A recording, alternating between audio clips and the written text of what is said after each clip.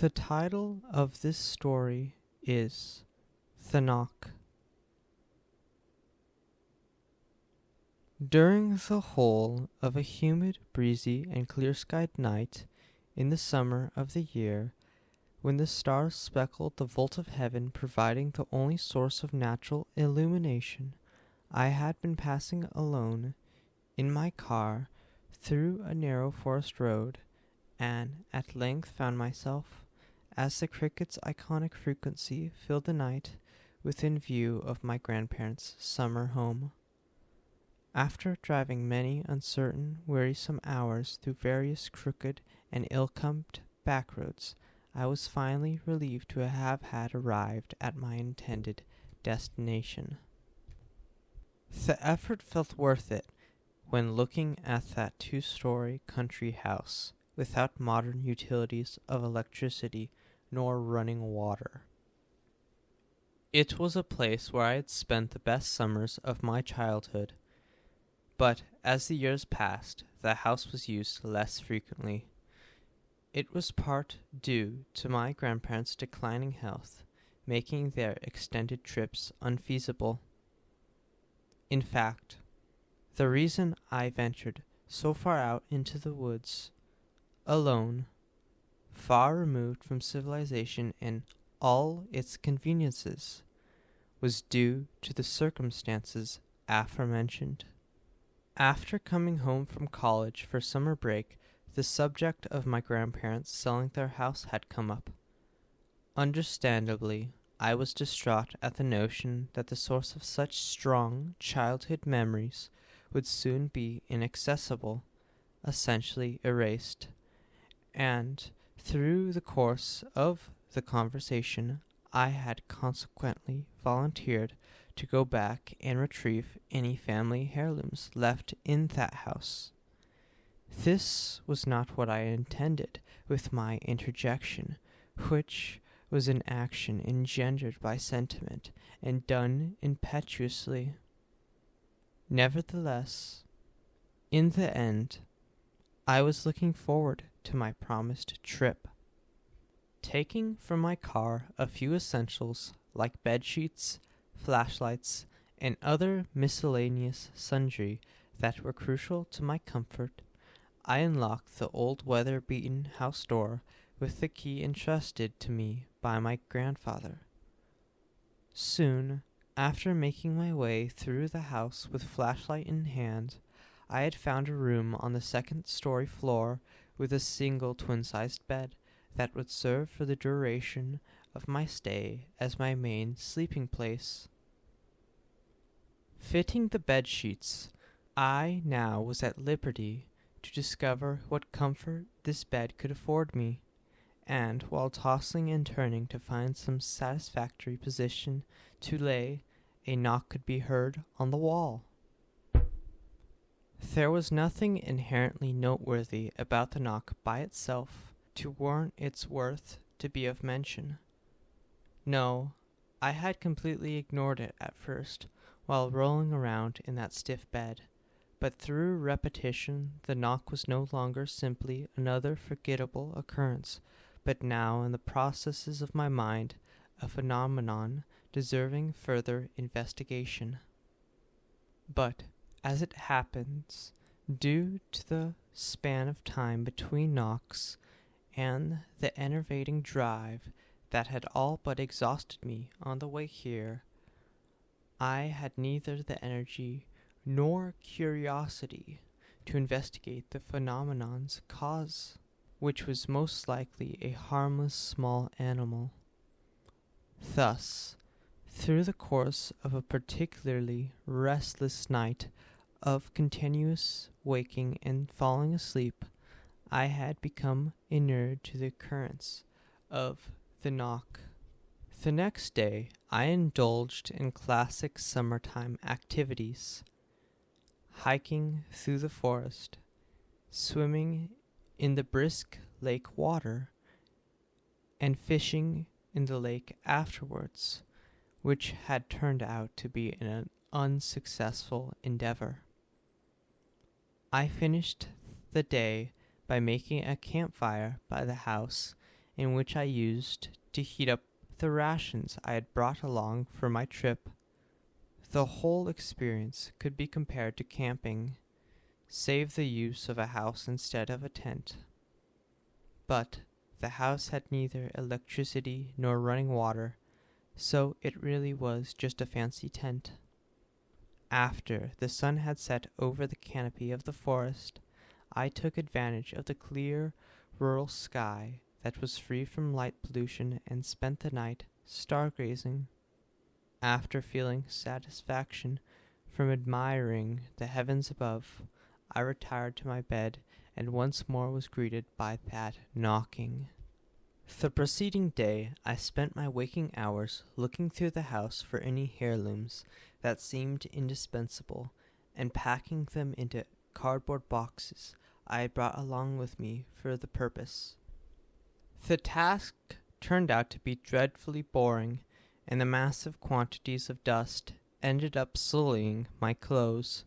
Yet, contrary to expectations, what turned out to be the most striking memory was not any of the strange and at times singular knickknacks, but rather an odd disturbance of dust revealing boxes that had been moved recently.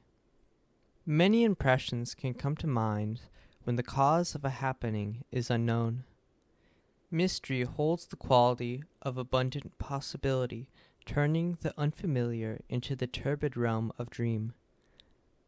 At first, I entertained the notion that the animal, who was the animator of the knock, had also, in its flippant meandering through another's house, bumped into the boxes, causing the disturbance.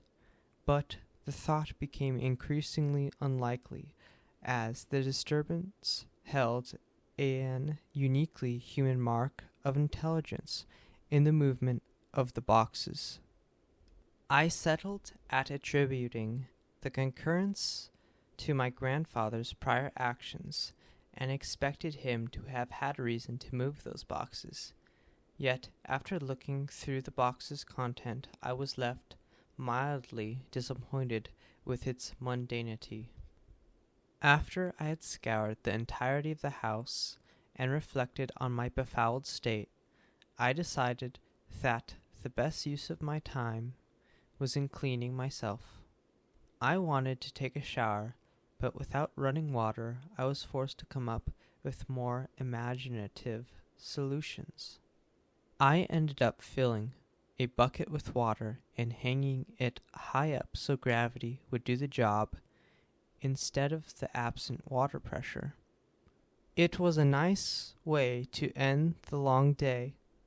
Furthermore, freshly cleaned, full belly, all tasks completed, I was satisfied with my day and decided to reward myself with repose in that terrible bed.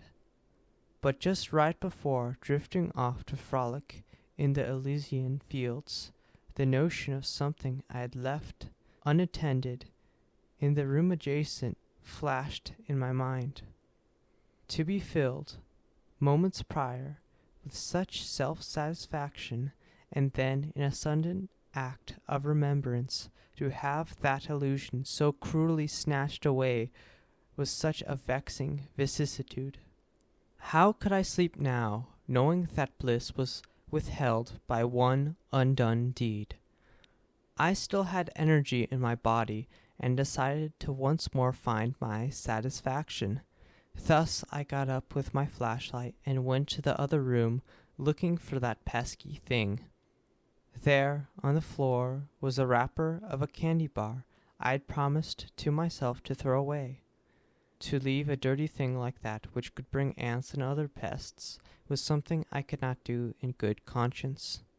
I then stuffed the wrapper into my pocket and felt relief. But I had, in my success, turned off the flashlight impetuously, almost as a reflex. If not for the beautiful view of the forest's silhouette, with the stars shimmering above it, through the window, I would have turned on the flashlight and returned to my room. But Seeing as I had such a generous view of the night's sparkling splendor, I spent some 15 minutes sitting on the ground in the dark. But my peace was disturbed by the sound of the doorknob being turned. Then the door slowly opened as if a ghost had manipulated it with its spectral influences. I then gazed curiously into the dark doorway, wondering what scientifically explainable phenomenon could have caused such unnatural foregoing. But what occurred next totally caught me unprepared and induced a momentary state of shock. On the top of the door frame, a figure could be seen slowly crawling on the ceiling between rooms. The figure then situated itself on the wall between this room and my own. I then heard it. The knock. A fulguration of my mental processes left me with the disturbing but apparent truth that the cause of the knock this whole time had been this horrific creature that shrouded itself in darkness. This is what finally galvanized me from my inactive state, and I turned on the flashlight, shining its powerful beam of white-hot light on the pallid, emaciated back of that fiendish night creature. The back belonged to no animal and had the unmistakable human smoothness that came with hairlessness. Yet there was still something inhuman in the way the vertebrae protruded so far out from the rest of the body, stretching the wan, elastic skin. Then, from the back of the beast, I directed the light's illuminating circle to the back of its pointy-eared head. The creature seemed to finally notice me and turned its unnaturally flexible body to investigate the irascible light, revealing its ghastly face. Although its body seemed human, the face was distorted in an abhorrent way. The nose and upper mouth had been extended out like the snout of a dog, while its head was flat on a side, like it had been smushed in. But despite the horrifically deformed face, it was the eyes that truly had disturbed me. They were completely red, but not in the way animals' eyes glow red when you shine a light on them, or the albinism of rabbits. No, the eyes looked like sacks filled with blood. It lacked any whites. The creature then raised one of its elongated hands to its mouth in a shushing motion and scurried away with such celerity that it seemed as if it had simply disappeared into thin air. After that, I had decided to sleep in my car, which had a lock on the door, unlike the bedroom which I had been staying in. The next day, I checked the whole house before collecting my things and leaving. I tried to think of the whole thing as a bad dream, a product of my fatigue and imagination. Still, ever since then, I am unsure if it's just oversensitivity from that experience, but I have heard a knocking on my wall whenever I lay down to sleep. I know it's just a knock that could in no way be connected with that nightmare from the woods, but I just can't stop remembering those eyes. Those blood-red eyes.